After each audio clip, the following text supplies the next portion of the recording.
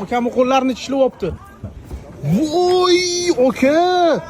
Afig'it. Oka. Ya'ni men bunaqa bo'ladi deb o'ylamadim. Voy, onasini emsa nimadir qilish kerak oka buni. Boshda bizaja ha-ha-hi-hi qilib tutayotgandik. Hozir endi mana bu narsa bo'lgandan keyin men qarayda qollandim.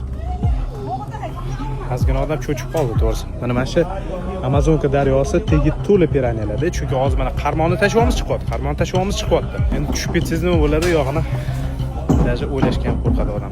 Sekund. Bundoq itarib yuboradi. Bundoq qiluvdim. Piranyani tishlashi tushunishlik uchun akulanikidan kuchli tanasini o'lchamiga nisbatan, ya'ni agar bir xil tana o'lchamdagi akula va piranyani olsangiz, piranyani tishlashi ancha kuchli bo'ladi. Okamlarni ham boya ko'rdinglar. Tishlab hattoki aytdilar, suyak to'xtatib qoldi menimcha.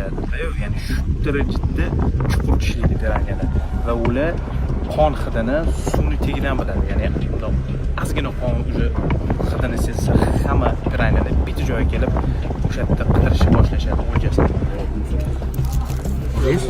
Qanaqa o'zingiz his qilasiz aka? His qilish zo'r aka, Amazonka kelib.